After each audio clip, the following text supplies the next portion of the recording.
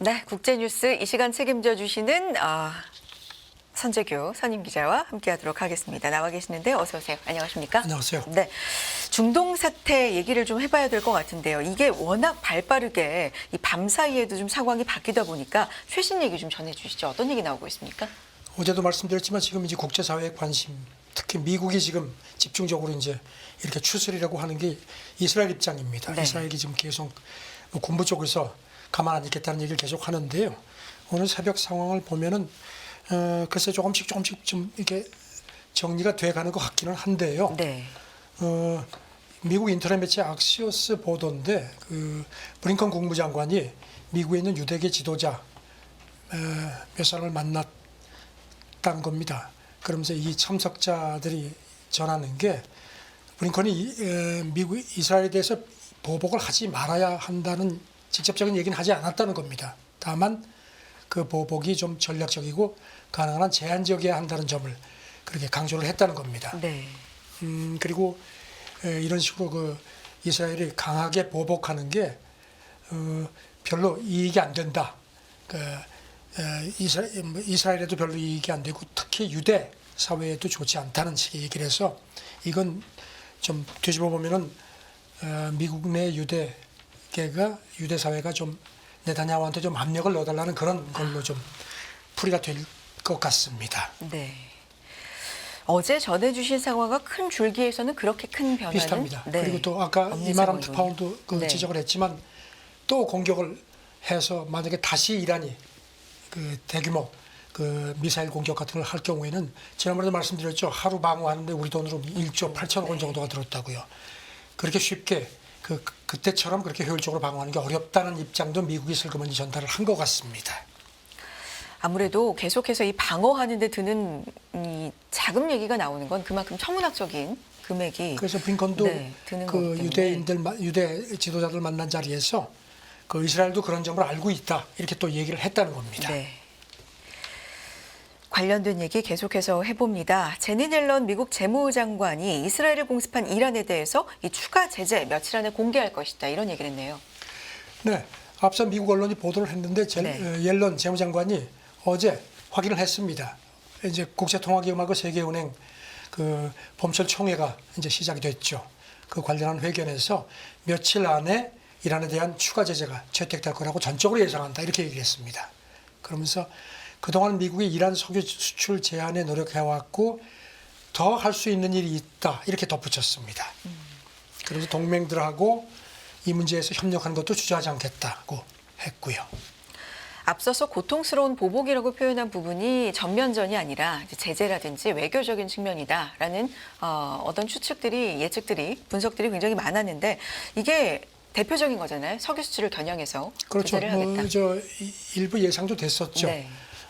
그래서 지금 이제 그 IMF하고 세계은행 연차 총회 이제 각국 그 중앙은행장들 뭐 재무장관들이 와 있기 때문에 이런 그 미국이 이 기회에 이거를 집중적으로 논의를 할 것 같습니다. 네. 이 와중에 유럽연합도 우리 시간으로 오늘 새벽에 그 27개 회원국 외교장관 화상 회의를 그 아까 시작을 했습니다. 네. 그래가지고 지금 들리는 얘기는 이란에 대한 추가 제재를 지금 하나씩 검토를 하는 것 같습니다.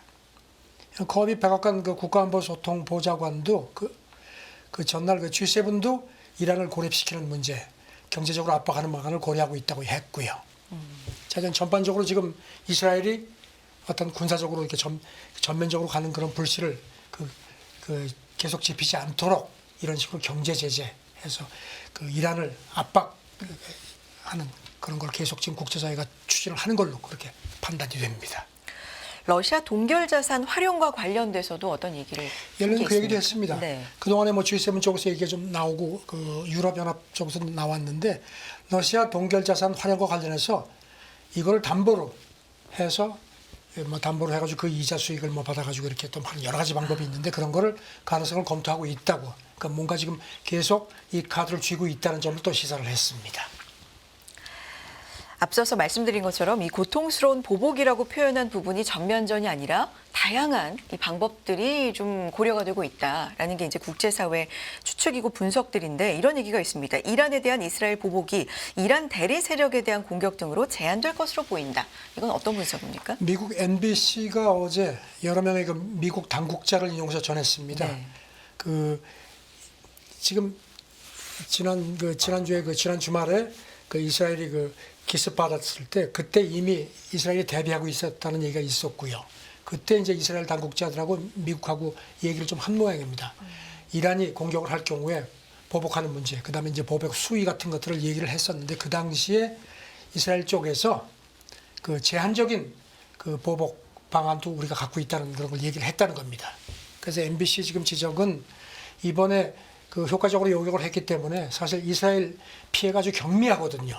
그런 점도 있기 때문에 이스라엘이 그거 고려해서 보복을 하되 이란 본토를 직접 때리는 것보다는 이란 본토 바깥에 있는 이란 병력, 그다음에 그 헤즈볼라나 뭐 후티 같은 이란 대리 세력에 대한 간접적인 공격, 그러니까 결국은 그림자 전쟁입니다. 네. 이런 쪽으로 제한될 가능성이 크다는 게 MBC 보도입니다. 그림자 전쟁이라는 큰 어떤 틀은 변하지 않을 것이다라고 어젠가요? 전해주셨었는데. 네, 그런 것 같습니다. 지금 네. 그리고 또 미국 국방부도 그 미국하고 이스라엘 국방장관이 통화를 했다. 그래서 이 문제, 향후 문제를 논의했다 하는데 아마 이런 그 보복 수위 같은 것도 아마 조절을 한 것 같습니다. 네. 시리아 공격이 포함될 수 있다. 뭐 이런 얘기도 덧붙였고요. 관련돼서 어떤 얘기 또 CNN 같은 경우 뭐 추가적으로 보도한 부분이 있을까요? CNN은 이제 지금 이스라엘이 그동안에 국제사회가 그렇게 견제를 했는데도 가자지구 맨 밑에 남쪽에 있는 라파 공격 계획을 확정을 했다고 공개를 했고 미국이 계속 그러지 말라고 했거든요. 그런데 일단 여러 명의 그 이스라엘 소통을 인용해서 어제 CNN이 전한 걸 보면은 공격을 일단 연기를 한 모양입니다. 다만 이제 이스라엘 당국자 얘기는 공격 시기가 현재로서는 불분명하지만 지상작전 수행하기로 한 결정은 불변이다. 이것도 강조를 합니다. 네. 그래서 CNN이 이스라엘군의 논평을 요청하니까 여기 대해서 답변을 하지 않았다는 겁니다. 지금 그 라파를 공격할 만한 그런 아마 그런 그 여유도 없을 겁니다. 네, 워싱턴이 선재규 선임 기자와 지금 함께 하고 계시는데요. 일단 중동 사태에 대해서 좀 짚어봤습니다. 사실 주말 전후로 해서 이 얘기가 있었을 때 기자님께서 가지고 오신 이 중동 사태 보도 내용이 상당했거든요. 근데 오늘 보니까 여기까지잖아요. 새벽에도 일단 분위기가 좀 외신들도 강제가 쭉 된것 같아요. 와이어를 보니까 네. 아주 그냥 그 소식이 확 줄었습니다. 줄었습니까? 그걸로도 어느 정도 분위기는 좀 감지가 되는 것 같은데요. 그래도 긴장을 놓칠 수 없기 때문에 새로운 소식도 계속해서 전해주시길 바라겠고요. 경제 얘기 좀 이어가 보겠습니다. 어제죠. 중국의 1분기 성장률 발표가 있었는데 예상치를 좀 크게 상회했습니다. 1분기 그 연율 기준 5.3%. 그러니까 지금 그 로이터가 그 직전에 경제 전문가 대상으로 조사를 한 게 4.6%니까요. 네. 상당히 이거보다 훨씬 예상치를 웃던 겁니다. 뭐 지금 보면 산업 생산이라든가 소비 지출 뭐 여러 가지 지표가 나쁘지 않은 걸로 발표가 됐고요. 다만 이제 그 월가가 주목하는 게 1분기 자체는 그런데 지난달 3월 기준으로 보면은 산업 생산도 그렇고 소비 지출도 그렇고 이렇게 증가폭이 확실히 둔화됐다는 겁니다. 특히 네. 수출이. 그래서 지금 그 월가 쪽 얘기는 이게 그리고 또 이제 일각에서는 그 중국 전문가 얘기는요. 중국 당국이 조금 마사지했을 거라는 얘기도 있습니다. 그건 물론 이제 그건 추정이고요. 네네. 그리고 아시다시피 지금 뭐 고정 투자 같은 경우도 1분기에 전년 대비 한 4.5% 늘었지만 부동산 개발 투자는 9.5%가 오히려 빠졌습니다. 그래서 지금 부동산 침체는 여전히 이어지고 있고 소비 지출 같은 경우도 조금 올라가서 디플레 우려도 여전하다는 겁니다. 네. 그래서 지금 일단 1분기는 좋은 걸로 발표가 됐지만 중국이 지금 올해 목표치로 제시한 작년에도 그랬죠. 5.5% 안팎이 달성되겠느냐는 회의감이 아직 많습니다. 네. 일단 성장률 자체는 큰 폭으로 예상치를 좀 상회하면서 이건 긍정적입니다만 말씀해 주신 것처럼 CPI가 0.1% 오르는데 그쳤다든지 그렇죠. 이런 좀 우려점은 계속해서 남아 있고요. 이 취업과 관련된 지표도 상당히 작년부터 해서 좀 주목을 하고 있었는데 이것도 소폭이나마 개선이 좀 조금 되나요? 개선이 된 걸로 돼 있습니다. 지금 실업률, 보니까 네. 그 취업 같은 경우도 실업률도 지난 1분기에 5.2%. 네. 그러니까 한 해 전에 비해서 0.3포인트가 하락했으니까 그 실업률이 조금 줄긴 했습니다. 네. 그런데 이제 그 아까도 말씀드린 것처럼 부동산하고 디플레 우려 같은 거는 뭐 여전하기 때문에 그래서 지금 그 올해 목표치 달성이 쉽지 않을 거라는 얘기가 많고요. 관련돼서 이어가 보면 중국 경제 낙관을 하기에는 아직 시기상조다. 그래서 이런 분석들이 좀 많나 봐요. 네, 월가족 네. 분석들은 되게 그렇습니다. 지금 기억하시다시피 최근에 피치가 중국 신용등급 전망을 안정적에서 부정적으로 낮췄죠. 그 당시에도 이런 여러 가지 불확실성 얘기를 했는데 지금 옥스퍼드 이코노믹스 중국 전문가 얘기는 1분기 실적이 좋은 거는 여러 가지 그 광범위한 제조업 성과도 있고 설 연휴 대지출이 늘었다는 거. 그다음에 중국이 연초부터 투자 촉진책을 계속 내놨었죠. 그런 약발이 조금 먹힌 것 같다. 하지만 포인트는 지난달 특히 수출 부진, 수출 증가율이 확 떨어진 부분. 그래서 외부 수요가 여전히 예측이 어렵기 때문에 성장세 지속을 낙관하기는 어렵다는 그런 진단을 내놨습니다. 관련돼서 앞서서도 잠깐 짚었었는데요. IMF 공개를 했죠. 세계 경제 전망 이 부분도 좀 살펴볼까요?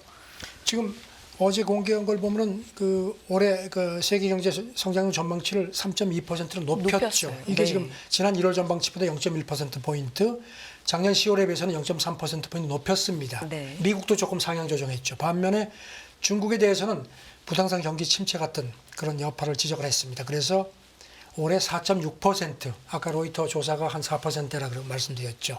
그리고 내년에는 4.1%로 성장이 계속 둔화할 거라고 봤습니다. IMF 쪽에서는 근본적이고 강력한 개혁이 이루어지지 않으면은 중국 내수가 당분간 침체에서 벗어나기 힘들 거다. 그런 얘기를 했고요. 그다음에 수석 이코노미스트도 비슷한 얘기를 했습니다. 1분기 실적이 남았는데 성장률 수정 여부를 잘 지켜봐야 되겠다 하면서 부동산 침체가 여전히 심각하다는 점을 상기시켰습니다. 알겠습니다. 다음 얘기 넘어가 보도록 하죠. 대중 강경 기조를 거듭 확인했다. 미국의 무역 대표부 대표의 얘기네요. 어떤 얘기입니까? 캐서린 타이 대표가 어제 미국 하원 세입이 청문회에 나갔습니다. 네. 이 사람이 약간 좀 강성이긴 합니다. 그런데 어떻게 얘기를 했냐면요. 지난 몇 년간 미국이 한층 유연한 경제를 필요로 한다는 점이 분명해졌다 하면서 그러기 위해서는 공급망 확보, 그다음에 대중 의존 감소가 필요하다고 점을 지적을 했습니다. 그리고 이 조치에는 중국 불공정 행위에 대한 한층 효과적인 방안이 필요하다. 그러면서 이제 포인트는 이겁니다. 이를 위해서 무역 조치를 할 준비가 되어 있다. 여기에는 무역법 301조 발동도 포함된다. 아주 드러내놓고 얘기를 했습니다. 무역법 301조 발동이라는 건 구체적으로 어떤 얘기일까요? 지난 4년간 쭉 검토를 해왔다는 네. 겁니다. 그리고 그동안에 계속 그렇게 여러 차례, 이번에도 옐런이 얼마 전에 중국 가서 과잉 생산 얘기를 했는데 뭐 보란듯이 뒤통수를 쳤죠. 그래서 이렇게 될 경우에는 이제 미국이 301조에 따라서 조사해보고 이제 업계가 청원을 하면 조사하고 안 되면 관세를 매기는 거죠. 네. 그거를 발동할 수 있다는 얘기를 공개적으로 한 겁니다.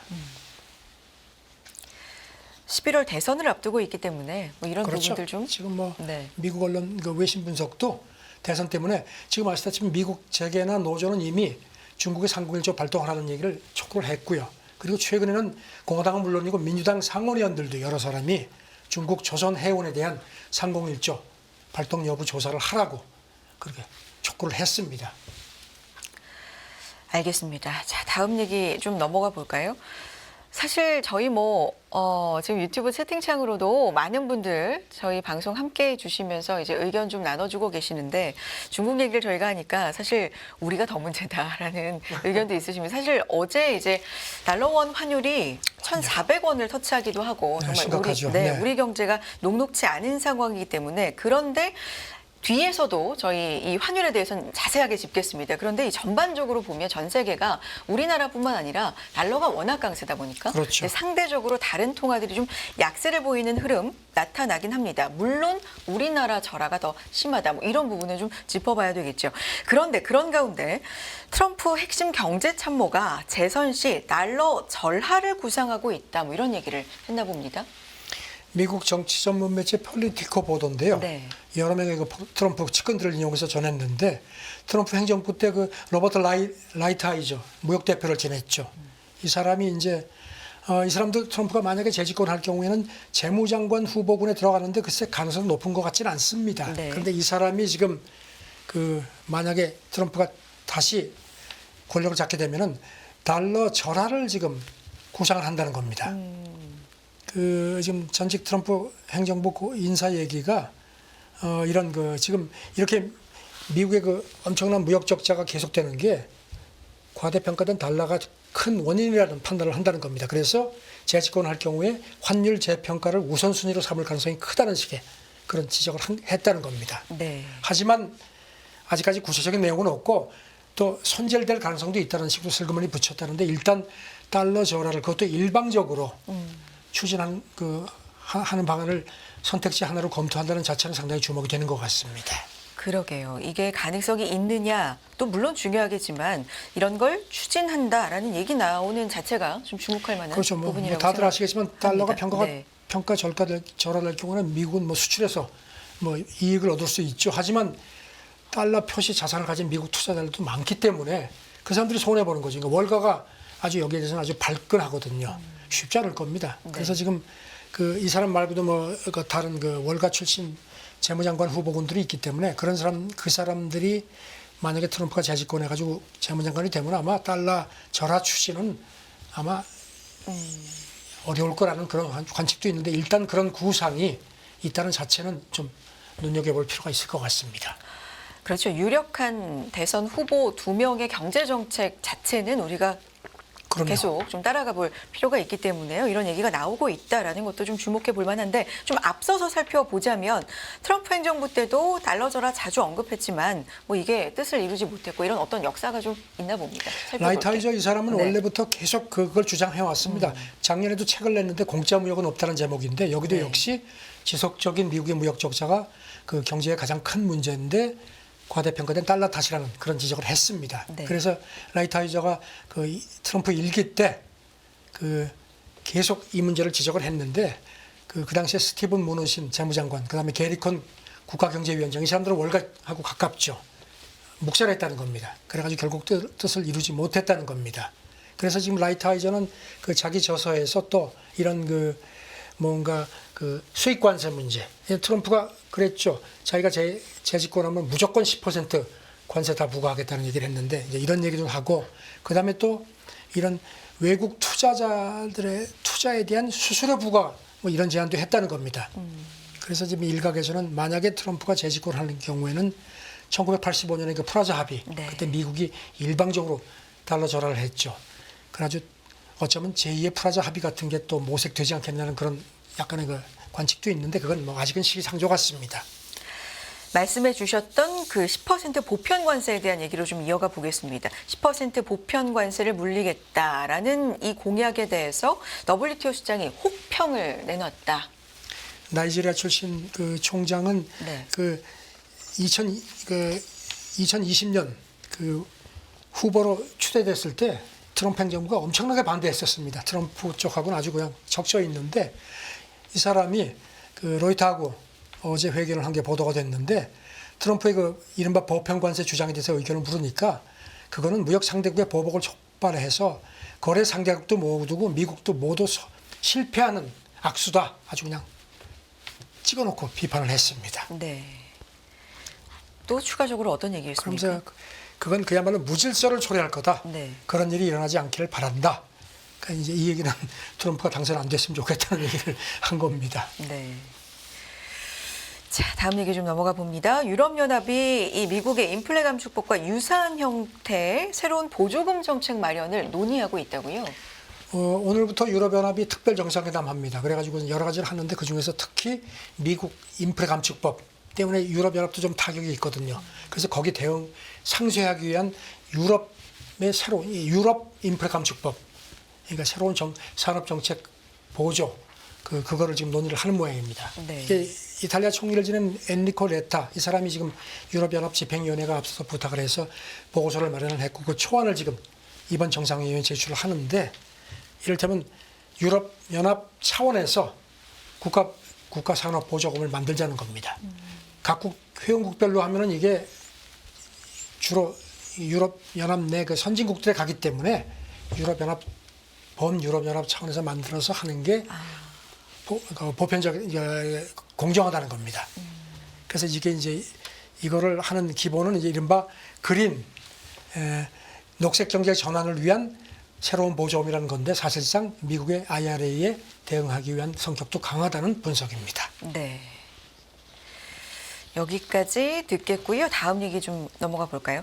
탄소 감축 부문별 규제 폐지 뭐 이런 얘기가 지금 독일에서 나옵니까? 관련돼서 좀 자세하게 좀 짚어주세요. 독일이 그동안에 온실가스 배출량을 이제 그 감축을 하기 위해서 네. 이렇게 부문별로 뭐 에너지, 뭐 교통, 뭐 이런 식으로 해가지고 해서 특정 부분에서 어떤 게 안 되면 나머지 부분에서 그걸 이렇게 보완시키니까, 그러니까 한쪽이 잘해도 다른 쪽이 불이익을 그 같이 연대 책임 제도로 했는데 그거에 대해서 문제가 지적이 많으니까 통합 관리하기로 했다는 겁니다.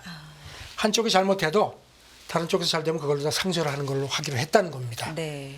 그러니까 이거 관련해서 이제 특히 교통 부분이 감축 그게 잘 안 됐던 모양입니다. 그러니까 이제 그 연정내 그 교통장관 이 사람은 이제 연정내 자민당 소속인데 그러면 주말에 차량 운행을 금지시키는 게 어떠냐 이랬다가 아주 된통 두드려 맞았습니다. 그래가지고 이제 녹색당은 이제 강하게 나가자는 거고 자민당은 조금 좀 그래도 친재계 쪽이니까 그래가지고 조정을 해서 일단 통합 관리를 하겠다는 쪽으로 조금 손질을 했습니다. 네.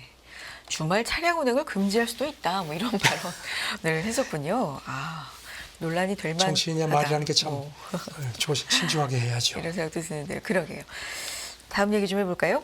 푸틴이 전쟁 후 러시아가 통제하는 이 최대 원전이죠. 유럽 최대 자포리자 원전 재가동 계획을 국제 원자력 기구 IAEA죠. 여기에 밝혔다고요. 전쟁 나고 나서 작년 3월 자포리자 원전을 러시아군이 점령해서 지금 그걸 통제하고 있습니다. 네. 그래가지고 지금 이제 사실상 가동은 안 하고 있는데 냉원 정지 상태입니다. 그러니까 원자로 내부 온도가 섭씨 100도 밑으로 떨어져 있는 상태고, 그러니까 여기다 이제 연료를 집어넣으면 다시 가동을 할 수 있는 상태인데, 푸틴이 그 지난달 그 국제 원자력 기구 총장이 그 소치를 방문했을 때 그때 만났는데 가동할 생각이다 이렇게 밝혔다는 겁니다. 그러니까 이제 지금 국제 원자력 기구가 야 그거 위험하다. 기술적으로 부품 같은 것도 전쟁 중이기 때문에 제대로 조달이 안 되니까 그런데 이제 강행하겠다는 건데, 그래서 지금 현재로서는 위험이 없지만 얼마 전에 그 잇따라서 지금 드론 공격도 받았죠.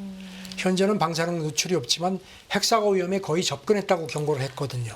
그래서 지금 걱정이 많습니다. 그래서 지금 이 그로시 그 총장이 곧 우크라이나하고 러시아를 방문하겠다고 하는데 지금 자포리자 원전 이게 만약에 뭐 체르노빌 원전 그 사고도 있고요.